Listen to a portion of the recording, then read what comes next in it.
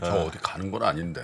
자꾸 어디 떠나신 것처럼 전달이 돼갖고 그러니까. 계속 저희 3프로 TV에 좋은 컨텐츠들 함께 하실 겁니다. 아침에 제가 한다니까요. 근데 뉴스 3을 지난번에 그 제가 출장 갔을 때 우리 권순우 기자가 대신했는데 이틀인가 했잖아요. 예. 근데 제가 이제 그 어딥니까 싱가포르하고 자카르타에서 보니까 제가 하는 것보다 솔직히 제 후배지만 예. 네?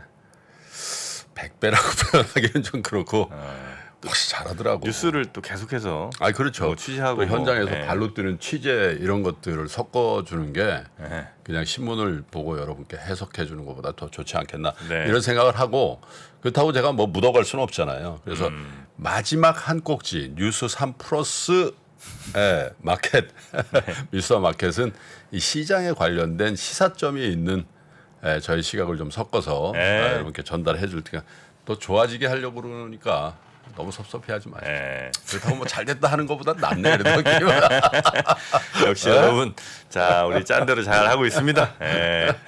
자 그러면 첫 번째 뉴스부터 예. 전해드려야죠. 뭐 네. 이 뉴스 안 전해드릴 수가 없습니다. 뉴욕 증시가 폭락을 했습니다. 이 와이오밍의 휴양지라는 얘기를 저희가 몇 번 해드렸잖아요. 네. 그건 사실 우리 시청자 여러분들에게 뭐 이 그 잭슨 홀이 뭐 이런 의미가 아니라 천천히 해라. 네. 제롬 파월 이런 얘기인데 그 얘기에 그 귀를 닫아버렸네요. 예. 그래서 오늘 헤드라인에 보시면 8분 동안 인플레라는 얘기를 46차례 했다. 그럼 뭐 8분 동안 46차례 인플레 하면 나머지 뭐 얘기 하나도 안 했다는 얘기야. 8분 동안 인플레 네. 46번. 원래 잭슨홀에서 사실 저게 이제 와이오밍주에서 하니까 사실 이제 사실 지역 연준 총재가 네. 저걸 주관하는 행사예요. 그래서 사실 주빈은 아니거든. 저 주최자는 아니거든. 예, 예, 제롬 파월이 물론 이제 굉장히 연준 단위에서 굉장히 큰 의미 있는 모임이긴 한데 본인도 이제 초대받아서 연설을 하는 거예요. 근데 통상 지금까지의 연은 의장, 연준 의장의 저 연설은 한 30분 정도 했다고. 애둘러서 뭐 경제가 이렇고요. 뭐 저는 이런 생각을 하고요. 거기에 또 뭐 재밌는 얘기도 몇 개 섞고 이렇게 해온 게 관련돼. 이 양반이 딱 들어오자마자 이렇게 얘기를 한 거예요. 저의 발언은 짧고 주제가 좁고 메시지는 더 직접적일 것입니다. 이렇게 얘기를 하고 시작한 거예요. 그러니까 딴 생각하지 마시고 제가 아주 심플하게 얘기할 테니까 다른 해석하지 마시고 제 말 그 워딩 그대로 잘 들어라. 받아들이고 그렇게 행동하세요라고 얘기를 한. 그래서 8분 동안 인플레이션이라는 얘기를 46차례를 대략 한 했다. 10초에 한 번씩입니다. 그러니까요. 그러니까 이게 이 제롬 파월이 사실 직업이 경제학자가 아니고 교수가 아니고 뭐라 그랬죠?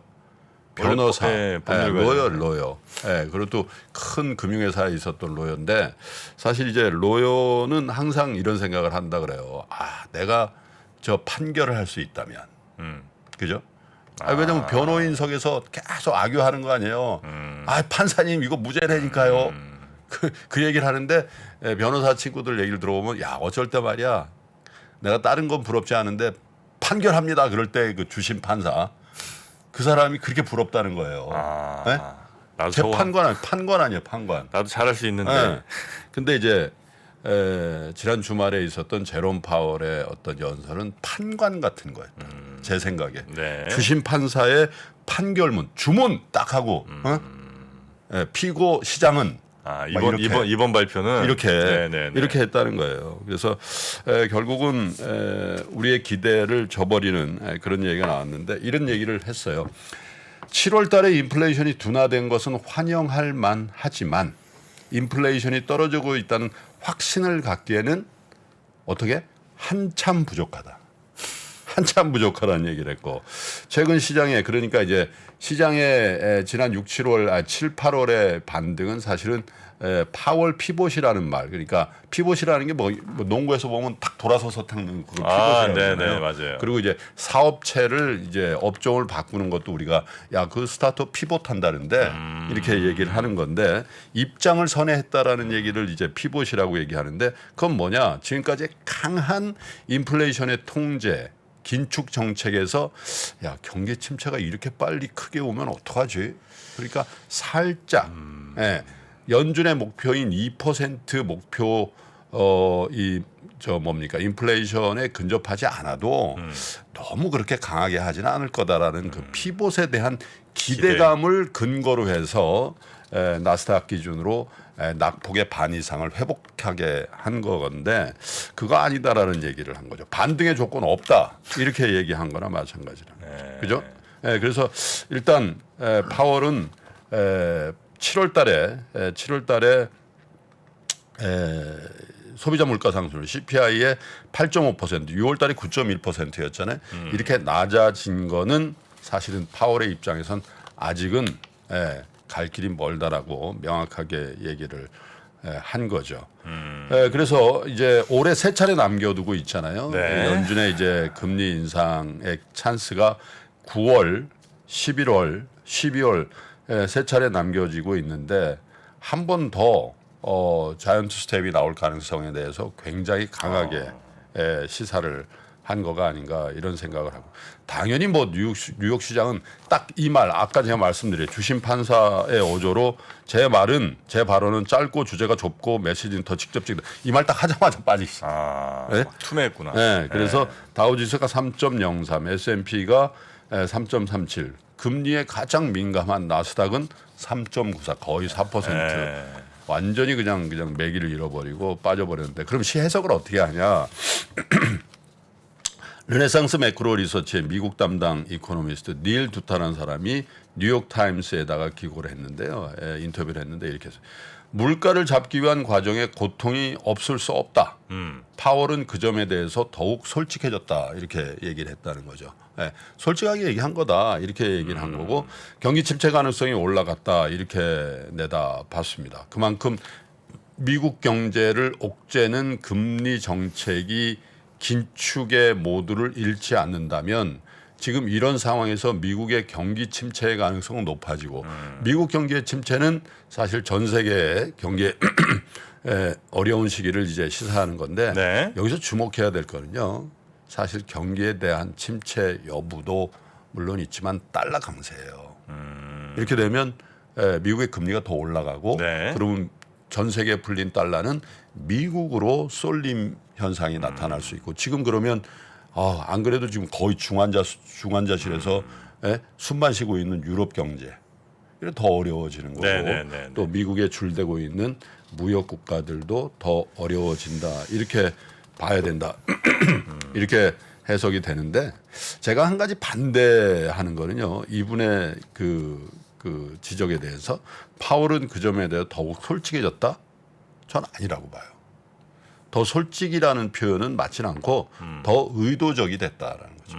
왜냐하면 지금 이렇게 약간 피크아웃하고 있는 물가 여기서 조금 실수를 하면은 파월은 아마 역대 연준 총재 중에 연준 의장 중에 가장 무능한 사람이 될 수도 있다라는 긴박감이 있다는 거죠. 왜 인플레이션 못 잡아버려요?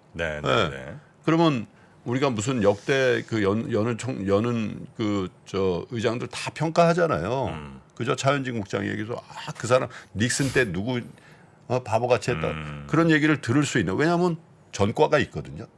작년에 뭐라 그래요? 트랜지토리. 그건 씻을 수 없는 실책이에요.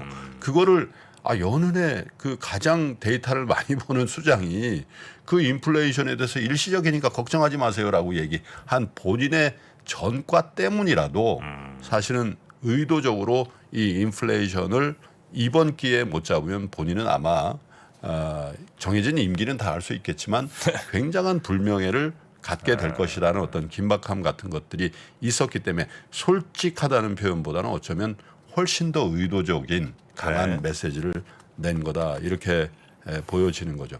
사실은 이 제롬 파월의 이런 그 짧고 굵은 그리고 명확한 입장에 많이 가려져 있는데 우리 한국은행의 이창용 총재도 여기에 버금갈 만한 얘기를 했어요. 뭐라고 그랬냐? 한은도 미국 연준의 통화 정책으로부터 완전히 독립적으로 움직일 수는 없다. 미국보다 금리 인상을 먼저 종결하기는 현실적으로 어렵다. 미국만큼은 최소한 따라간다는 거죠. 그러니까 물론 미국이 자이언트 스텝하고 빅 스텝 하는 걸 따라갈 수는 없지만 미국보다 한참 전에 우리가 우리 이제 됐습니다. 금리 이제 이렇게는 이건 안 한다라는 못한다. 얘기를 예. 이제 했단 말이죠. 그것도 이 전 세계 중앙은행 총재들이 모여 있는 자리에서 이런 얘기를 한 거예요. 그래서 사실은 우리 오늘 아침에 우리 주식시장이 미국 시장의 폭락세를 어떻게 반영해낼 것이냐 이것도 궁금하지만 하는 총재, 이창용 총재 이런 발언에 대응하는 우리의 금리 시장은 어떻게 될 건지도 굉장히 관심 있게 보셔야 됩니다. 이 얘기는 한국은행도 올해 남은 기간 동안에 추가적인 금리 인상 더 할 수도 있고 내년에도 더 할 수 있다라는 가능성을 열어둔 거기 때문에 네. 우리 국채 금리를 비중한 시중 금리에 어떻게 이창용 총재의 발언이 반영되고 또 사실 그것은 제가 세 번째 뉴스에도 말씀드리겠습니다만은 자산 시장에 굉장히 큰 변동을 줍니다.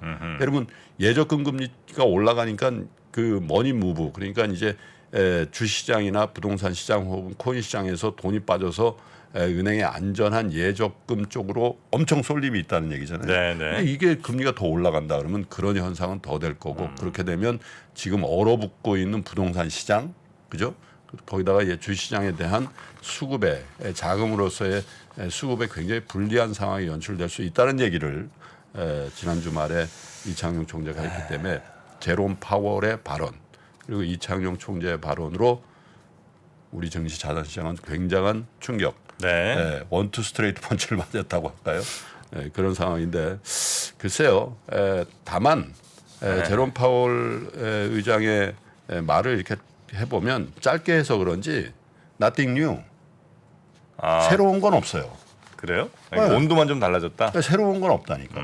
그래서 뭐 새롭게 뭐 이런 건 없고 다만 이제 명확하게 인플레이션 파이터로서의 나의 역할을 당분간은 더 해야 된다라는 그 얘기를 시장에 의도된 시그널을 줬고 그것에 사실은 시장이 그 의도를 간파하고 매도에 나섰고 주시장은 4% 가까이 나스닥 기준으로 하락을 했다 이렇게 보시면 될 것 같습니다. 네, 뭐 금리도 좀 막 오르는 것 같은데요.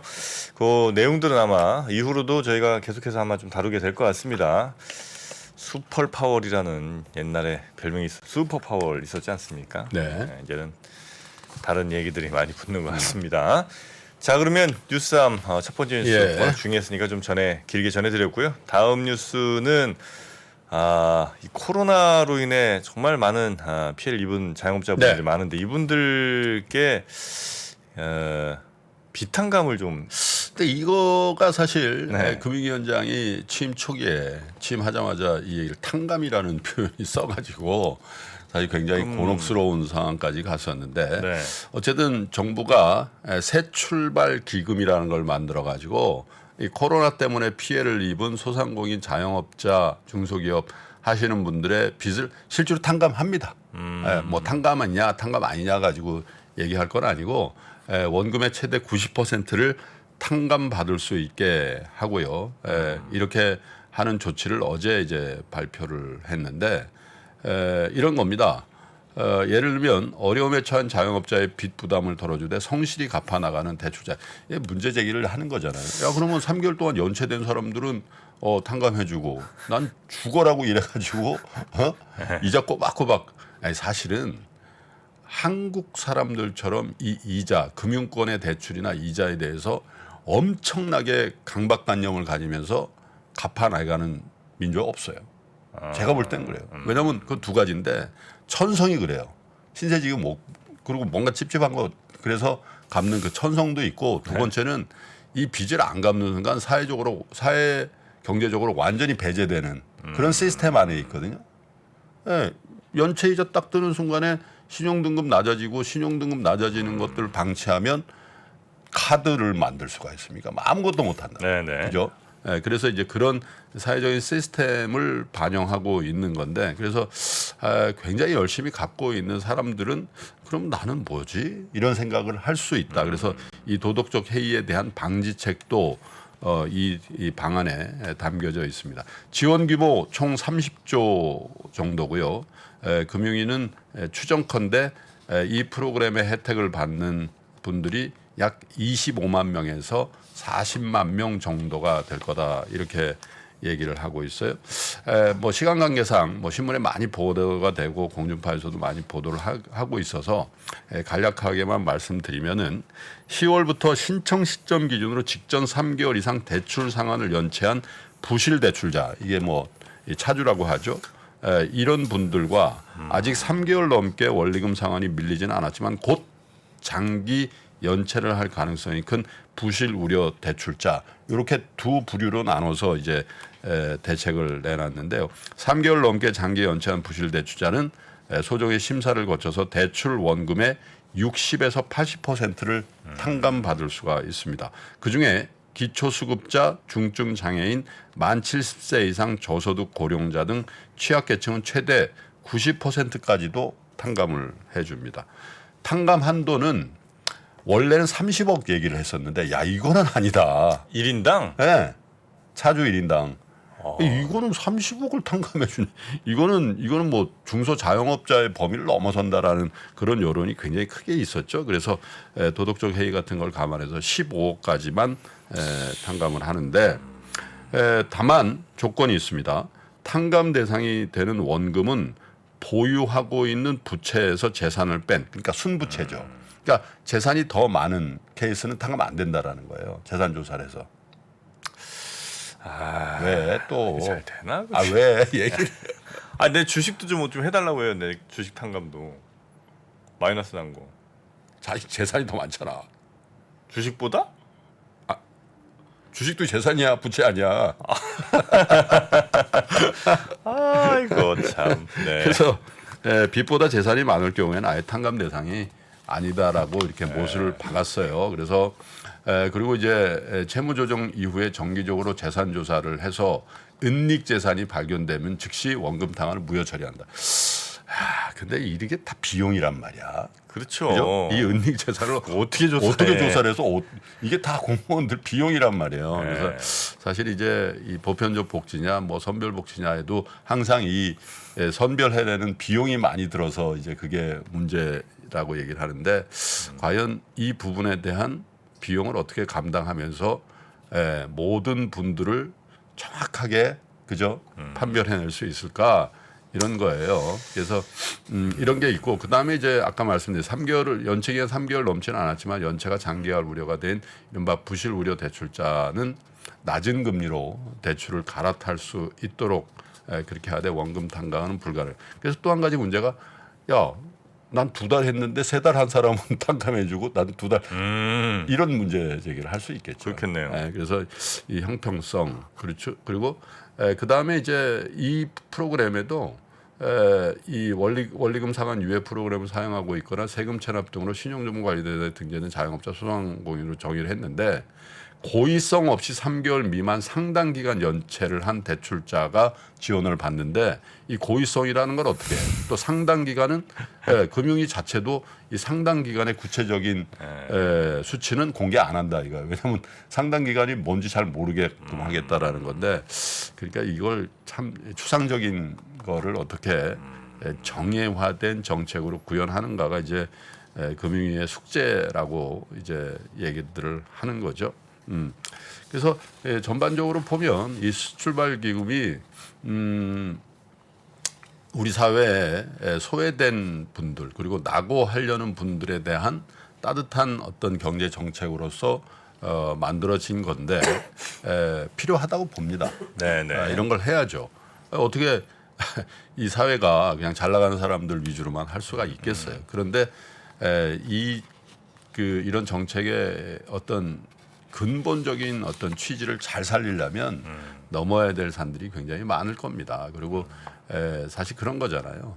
형평성이라는 게 어떤 잣대로 이거를 측정할는지에 대해서 네네. 그런 부분. 그래서 공정한 어떤 경제 금융 정책이 되기 위한 굉장히 큰 난관이 있다. 이렇게. 다만 이 부실 대출자 등으로 원리금을 탕감받을 경우에 신용정보에 관련 정보가 등록이 돼서 신규 대출 안 되고요. 신용카드 이용 발급이 어려워진다는 것들을 감안해서 신청을 하라.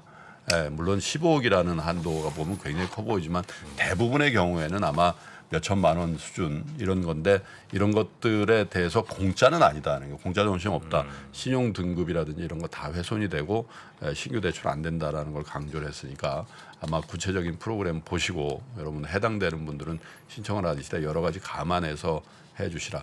저번에도 한번 말씀드렸는데요. 관료들이 하는 경제 정책은 여러 가지 목표를 가집니다. 크게 보면 경제 정책의 어떤 거시 지표를 관리하는 거 이것도 있고 또 경쟁력을 강화하는 산업 정책을 잘해야 되는 거야. 야, 우리 반도체를 키워보자. 이런 것도 경제 정책이고 또 한 가지는 이런 사회적인 약자, 네. 그리고 소외계층 혹은 낙오될 수 있는 계층들을 이렇게 안아주는 포용적인 경제 정책도 필요하죠. 그런데 다만 중요한 거는 아까도 말씀드린 것처럼 또 금융위에서 발표도 있었습니다마는 도덕적 회의 문제를 어떻게 잘 관리해낼 것인가에 대해서 국민들이 굉장히 엄정한 잣대로 본다라는 것도 잘 인식을 하셔야 될 것 같습니다. 요거 이제 예를 들면 제가 뭐 사업하다가 빚이 생겼을 때 은행에 대출이 있는데 요거를 이제 탕감을 해준다는 거죠. 못 갚은 경우에. 그렇지. 3개월 이상. 은행이 그거는 그러니까 은행이 또 하는 것도 아니고 기구를 만들어서. 기금 만들어서 기구 만들. 정부에서 이렇게 준다는 은행이 거. 그거 하면 큰일 나지. 그 외국인 주주들이 가만히 있나. 아니 은행이 잘못 빌려준 거 아니에요? 네? 은행이 잘못 빌려준 거 아니에요? 만약에 그렇다면 은행이 그 못 갚을 사람한테 빌려줬으면 은행이 좀 책임져야 되는 거 아니에요? 왜 정부가 그걸 책임을 지나? 라는 생각이 갑자기 들었는데 뭐 잘 처리하시리라 생각합니다. 자, 마지막 뉴스 빨리 합시다. 네. 시간이 없네. 우리 정부 합동 대표단이 인플레 감축법에 지금 아니 지금 그 항의하러 가는 겁니까? 전기차 네. 이거 우리만 이렇게 따시켜서 되냐 이런 거 항의하러 가는데 네. 한 가지만 말씀드릴게요. 안성희 산업통상자원부 신통상질서전략실장 길다. 기획조정부 손익 통상현안 대책 반장 외교부 이미연 양자경제 외교국장 등으로 구성된 정부 합동 대표단이 가가지고 따진다 이거예요. 예. 근데 이 정도 실무자들이 가서 따져치겠어요? 따져치겠냐고. 근데 만나봐야 거기 관련 부처 과장들 뭐 이런 사람들 만날 텐데. 네네네. 그래서 이거 심각한 겁니다, 사실. 아니 뭐 다 주고 우리는 이게 진짜 열받는 일이에요. 그러니까 사실은 이런 국민들이 보기에 가서 그냥 열심히 했어 이런 얘기 들으려고 하는 건 아니란 말이에요. 네네. 진짜 가서 제대로 한번 붙고 그리고 결국은 다 협상을 잘 이끌어내서 가시는데 초치려고 그러는 게 아니라 진짜 심각한 거예요. 그래서 가셔서 진짜 안 되면 물론 이제 여기 이제 그 통상교섭본부장 안덕근 산업부 통상교섭본부장 방문에 앞서서 가서 사전 협의하러 간다는 거죠. 통상교섭본부장이 안 되면은 또 뭐 예를 들면 경제부총리도 가고 가서 계속 우리 입장 얘기해야 되고 결국은 잘 해가지고 결국은 우리 대통령이 바이든 대통령하고 만나기는 어려우니까 전화해서 오케이 알겠습니다. 그렇게 해주시는 게 맞죠? 이렇게 연출이 될 수 있도록 그렇게 그런 상황이 만들어질수록 최선을 다해 주셔야 된다. 네. 그냥 진짜 이게 그냥 어물쩍어물쩍 넘어갈 일은 아니다. 이 말씀을 꼭 드려보고 싶습니다. 네. 자 그러면 이것도 FTA 위반이니까 그걸로 해야 된다는 분들도 의견이 있더라고요. 네. 하여튼 그런 것까지 오늘 뉴스 한번 전해드렸고요. 자 그러면 박병창 부장님 얼른 모시러 가겠습니다. 네. 매크로가 특히 올해 같은 경우가 매크로가 시장을 뒤흔들고 있어요. 올해 상반기 보시면 기업들이 잘 못했다는 얘기 안 나오죠. 드디어 3프로TV에서 오건영 부부장의 경제 강의가 출시됐습니다. 주가가 떨어지면 이유가 뭘까요? 보통 뭐라고 나와요? 인플레이션 때문에 떨어졌다 나와요. 그죠? 금리 인상 우려 때문에 떨어졌다는 얘기 들어보셨어요? 경기 침체 우려 때문에 떨어졌다는 얘기 들어보셨어요? 이게 뭐죠? 다 매크로예요. 매크로가 시장을 뒤흔들 때가 있어요. 시절이 태평하면 저 같은 사람들이 하는 얘기는 들을 필요가 없어요. 편안하잖아요. 그러면 그때는요. 바텀업 보세요. 포인트예요. 근데 시절이 하수상하잖아요. 시절이. 그럼 뭘 보셔야 되죠? 매크로 쪽에서 나오는 아이디어에 조금 더 주목해서 보실 필요가 있다라는 점. 요거 좀 기억을 해주시면 좋을 것 같습니다. 3프로TV 경제대학 오건영의 경제를 보는 눈 신규 출시 기념 8월 31일까지 얼리버드 특가로 만나보시죠. 지금 바로 영상 아래 댓글을 확인하십시오.